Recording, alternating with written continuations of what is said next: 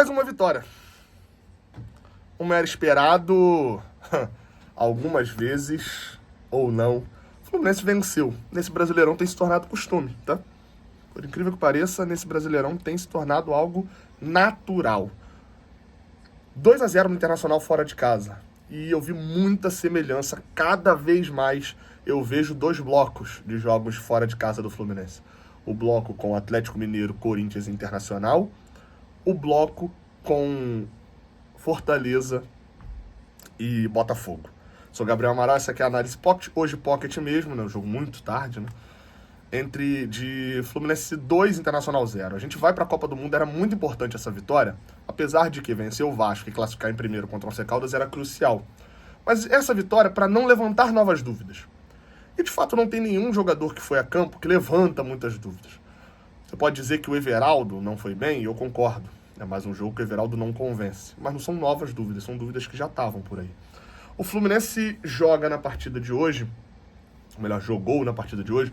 Eu falei, né, que tem 2 blocos de jogos fora de casa.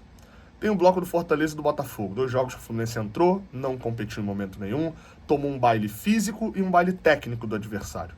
O do Botafogo salta mais aos olhos e irrita muito mais, porque o Fluminense vinha de uma semana sem jogar e vinha de um momento onde o treinador nem tinha viajado para o jogo, né? Jogou, mas jogou com um time completamente alternativo. E o Botafogo vinha de um jogo decisivo na Argentina. O do Fortaleza não. O Fortaleza a gente abstrai completamente, que foi, o Fio até falou, né? A derrota útil para a demissão do Mano Menezes, os jogadores lá, de fato, já não estavam mais fechados nem um pouco com o técnico. Quando a gente vai para as outras derrotas, para os outros jogos fora de casa, por que eu falei que o jogo do Inter entra no pacote, por exemplo, do Corinthians? O Fluminense fez um gol no primeiro tempo, até esse gol muito cedo, e aí vale o detalhe, tá? Foi o primeiro gol do Fluminense, triveleta do Samuel Xavier, Serna entrando o zagueiro do Inter e o lateral, saindo cara a cara, fazendo o gol, um chute até bonito, lembrou um pouquinho, tá? Muito de longe, assim, um gol acho que do Romário na Copa de 94, tem um gol assim que ele faz contra a Suécia, que ele chuta por baixo das pernas do goleiro.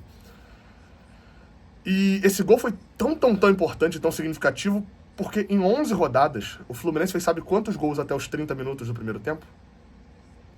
Só esse do Serna. Uma coisa que o Fluminense não faz é gol no início do jogo. Apesar de, na maioria das vezes, começar muito mais ligado do que o adversário.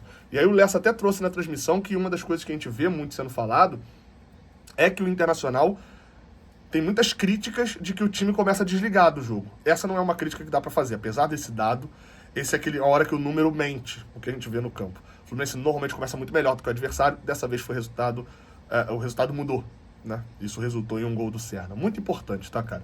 O Serna termina essa primeira parte de temporada, ou a segunda parte da temporada, sendo o jogador do trimestre, pra mim, do Fluminense. Pra mim, é o jogador do trimestre, é o Kevin Serna.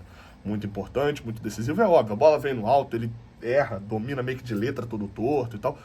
Essas coisas acontecem, o Serna não é um craque. Mas o Serna tem sido um jogador importante. O jogo fica chato. Se você comparar o número de passes, eu tenho aqui os dados, o jogo teve mais de 1000 passes. Eu vou checar para ver quantos jogos dessa rodada do Brasileirão tiveram mais de 1000 passes. Eu diria que se teve 2 foi muito. Eu diria que é quase impossível que tenha tido outro, além desse. O jogo teve um tempo de bola rolando excelente, porque não acontecia nada. E no primeiro tempo não acontecia nada, com o Fluminense chegando mais ao ataque. O Internacional não construiu. Você pega os melhores momentos, não tem um melhor momento do Internacional no primeiro tempo. O Fluminense tinha o jogo. E aí a gente precisa falar sobre a escalação, né? Acabei nem falando. Renato vem tirando o Hércules, o Keno já ia ficar de fora, os dois viajaram. Enfim, nem entendi muito bem como é que um cara viaja pra ficar de fora de um jogo, mas ok. Tinha feito a mudança do Fuentes pelo René, ele tá revezando esses 2 laterais, e botou o Thiago Santos de primeiro volante. Eu achava importante ter 3 volantes. Não sei o quanto eu achava importante ter o Thiago Santos. Eu falei isso no meu pré-jogo aqui no canal. O Thiago Santos fez um bom jogo. Apesar disso, o Internacional chegava até a intermediária do Fluminense e não passava dali. Por quê? 4 jogadores foram muito bem, 2 de cada lado. E mais os 2 zagueiros. Mas esses 4 acho que me chamaram até mais atenção. Martinelli, Thiago Santos, René e o lateral direito, Samuel Xavier. Interceptação o tempo todo. Jogador atento, dando bote na hora certa para a bola não chegar no ataque do Internacional. Isso foi crucial.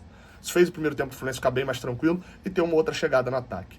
No segundo tempo, por que eu igualo muito ao jogo do Corinthians e ao jogo do Atlético Mineiro?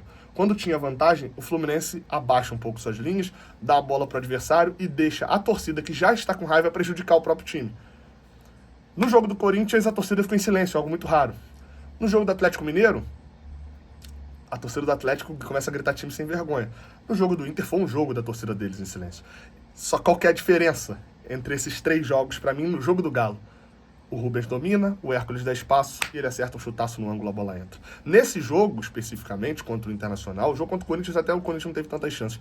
Nesse jogo contra o Inter volta, melhor do que o Fluminense, jogando dentro do campo do Fluminense, de um Fluminense que já tinha cansado, mas não tinha mexido ainda, e obviamente tinha se beneficiado, porque o Inter precisou fazer 2 mexidas por lesão. Mas tem defesaça do Fábio, tem cabeçada que passa perto. Tinha que ter corrido riscos mesmo. Não tem? O Fluminense não vai vencer o Internacional, o Corinthians fora de casa sem correr qualquer risco, até mesmo o Atlético Mineiro.